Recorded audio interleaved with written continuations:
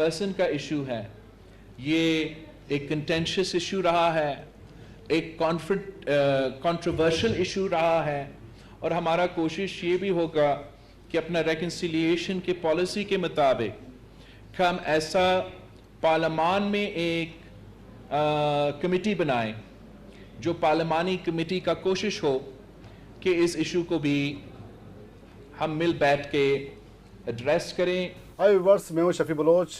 आज हम बात करेंगे बलूचिस्तान की मिसिंग पर्सन के हवाले से, जो कि पाकिस्तान पीपल्स पार्टी के चेयरमैन बिलावल भुट्टो ने आज सीएम बलूचिस्तान सरफराज बुगटी के ओवरटेकिंग के बाद जो है वो आज अपनी स्पीच में इस मसले को भी एक दफ़ा फिर जो है वो उजागर किया है।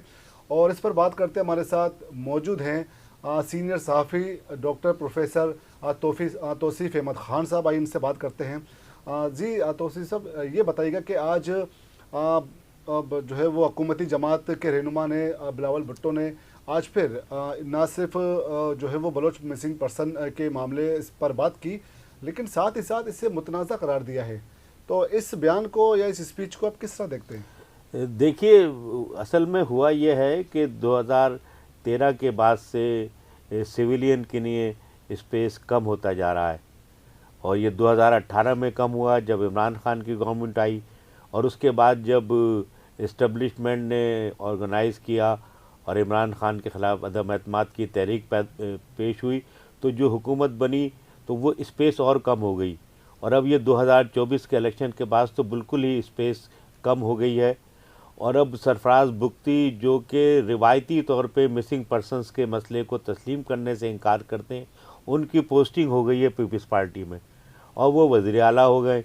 और पीपल्स पार्टी को के चेयरमैन बिलावल भुट्टो हैं, वो पाकिस्तान की सियासत से और यहाँ का जो तारीख़ है और बलूचिस्तान की जो जदोजहद है उससे हकीकी तौर पे वाकिफ़ नहीं है। तो वो तो जानते ही नहीं है कि मिसिंग पर्सनस का मसला क्या है और इसके पीछे इसका तारीख़ी बैकग्राउंड क्या है। तो उन्हें यही स्क्रिप्ट बताया गया था कि आज उन्होंने मुतनाज़ा करार दे दिया और ये तजवीज़ दे दी कि सूबाई असम्बली में एक कमेटी बनेगी। अब उन्हें याद नहीं है कि कौमी असम्बली में कमेटी बन चुकी है, सेनेट में कमेटी बन चुकी है, यूरोपीय यूनियन के दबाव पे पार्लियामेंट में मिसिंग पर्सनस को क्रिमिनल ऑफेंस करार देने का कानून पेश हो चुका है, जो कि वहाँ से लापता हो गया था, वो पार्लियामेंट में नहीं बना। फिर सुप्रीम कोर्ट ने इस पर एक कमीशन बनाया था 2010 में, वो अपने फ़राइज़ अंजाम नहीं दे सका। फिर मामला सुप्रीम कोर्ट में है। इस्लामाबाद हाई कोर्ट के साबिक चीफ जस्टिस मिनल्ला ने एक कमीशन बनाया था, अख्तर मैंगल उसके सरबराह थे, उसकी तजावीज़ हैं, वो अमल पैरा नहीं हो रही। और मिसिंग पर्सनस का मसला सिविल गवर्नमेंट के इख्तियार में नहीं है, ये बात बार बार साबित हो चुकी है। कल जो हल्फ उठाएंगे वज़ीर आज़म शहबाज शरीफ, वो इस्लामाबाद हाई कोर्ट में पेश हुए थे, उन्होंने यकीन दहानी कराई थी कि मिसिंग पर्सनस का मसला हल करेंगे, मगर वो कुछ नहीं कर सके। तो ये सिविलियन स्पेस कम होने की वजह से ये मसला गंभीर है, और ये मसला किसी सूबाई असम्बली की कमेटी से, ये वज़ीर आला से हल नहीं होगा। कल जो महमूद अचकज़ई ने तकरीर की है, जिसमें उन्होंने करारदाद का मुतालबा किया है पार्लियामेंट की बालादस्ती का, जब तक पार्लियामेंट की तमाम इदारों पर बालादस्ती नहीं होगी और जो ये हुकूमत के डिपार्टमेंट हैं वो डिपार्टमेंट की हैसियत इख्तियार नहीं करेंगे, और पार्लियामेंट को इख्तियार होगा तमाम इदारों, तमाम पार्लियामेंट, तमाम एजेंसियों की हम देखते हैं कि आमतौर पर जो सियासी जमात अपोजिशन में होती है, मैं तीनों बड़ी जमातों का नाम लूँगा यहाँ पर, पाकिस्तान पीपल्स पार्टी हो या पाकिस्तान तहरीक इंसाफ हो या मुस्लिम लीग नून हो, उनके कायदीन की जानिब से हमेशा जब वो अपोजिशन में होते हैं तो मिसिंग पर्सन के इशू को वो बहुत उछालते हैं, उस पर सियासत भी करते हैं, लेकिन जब इक़्तिदार में आते हैं तो उनका रवैया मुख्तलिफ होता है। तो इसकी क्या वजह है? ये पॉलिटिकल जमातें इक़्तिदार में आने के बाद इस इशू को लेकर बेक क्यों हो जाती है, पीछे क्यों हटती है? देखिए, पीपल्स पार्टी ने तो कभी मरकज़ी सतह पे मिसिंग पर्सनस का मसला नहीं उठाया।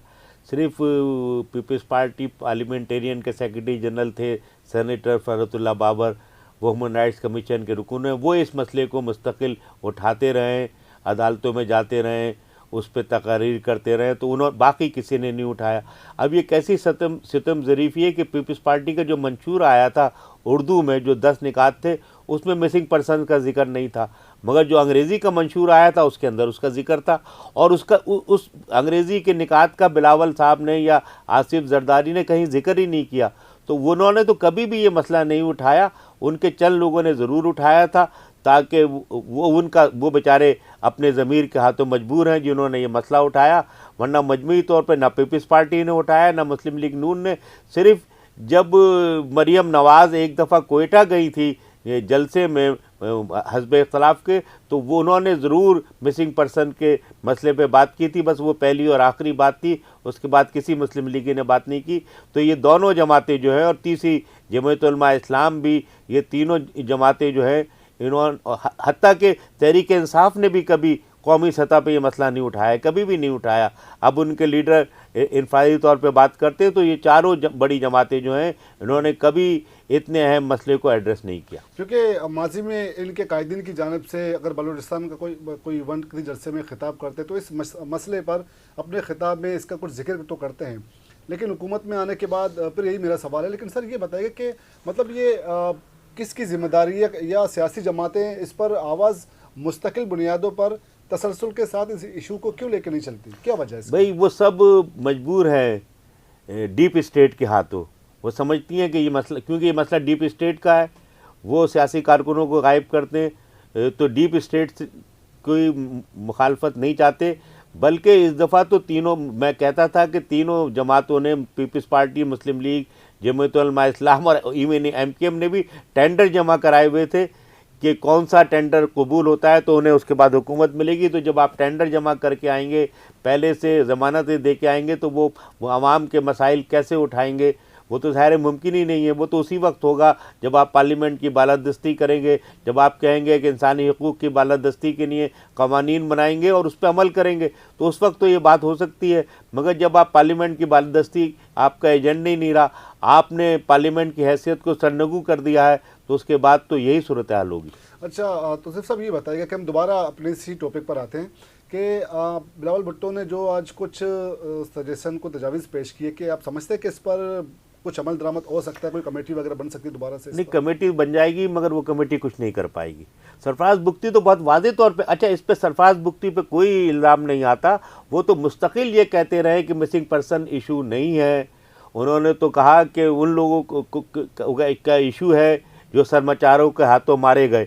یہی وجہ ہے کہ جب اسلام آباد میں بلوچ خواتین نے کیمپ لگایا ہوا تھا, تو اس کے مقابلے میں جو کیمپ تھا وہ سرفراز بگٹی کی سرپرستی میں تھا. تو سرفراز بگٹی صاحب تو اپنے معاملے میں کلیئر ہیں. بلاول بھٹو جو ہے وہ ان کی پوزیشن خراب ہو گئی ہے انسانی حقوق کے حوالے سے, اور پیپلز پارٹی کے ان لوگوں کی جو بار بار یہ کہتے تھے کہ پیپلز پارٹی انسانی حقوق کے لیے جدوجہد کرے گی, اس کی چیمپئن ہے, ان کے لیے مشکل ہو گئی. اچھا سر, آپ ویسے مسنگ پرسن کے ایشو کو آپ کس طرح دیکھتے ہیں؟ مثال کے طور پر اگر ہم ان جماعتوں کے, بلوچستان کی جو کانفرنس جماعتیں, اگر ان کی بات کریں, وہ کہتے ہیں کہ تمام جو مسنگ پرسن ہیں وہ سیاسی کارکنان ہیں, اور ان کا کسی کرمنل ایکٹیویٹی یا کوئی علیحدگی کے ایلیمنٹس سے کوئی ان کا تعلق نہیں ہے. دوسری جانب ریاست کا جو ہے وہ یہ موقف ہے کہ ان میں سے بہت سے لوگ اپنی مرضی سے گئے ہوئے, وہ لاپتہ نہیں ہیں. ریاست کو بدنام کرنے کی جو ایک سازش بھی معاملے کو قرار دیا جا رہا ہے. تو ان دونوں موقف کو آپ کس طرح دیکھتے ہیں؟ دیکھیے, انسانی حقوق کے طالب علم کی حیثیت سے میں ایک بات سمجھتا ہوں کہ پاکستان کے آئین کے تحت کسی بھی شخص نے اگر کوئی بھی جرم کیا ہو, کہ کتنا ہی بھیانک جرم کیا ہو, چاہے وہ پاکستان کو توڑنے کے لیے کوششیں کر رہا ہو, اس کے خلاف کھلی عدالت میں مقدمہ چلنا چاہیے. اس کو انصاف کے تقاضے پورے ہونے چاہیے, عدالتوں کے ذریعے سے سزا ہونی چاہیے.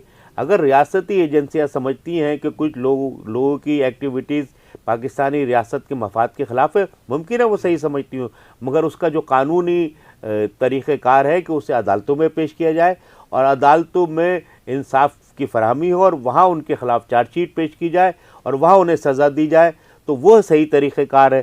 جب ریاستی ادارے ہی قانون سے انحراف کریں گے تو پھر انارکی کی طرف جائیں گے.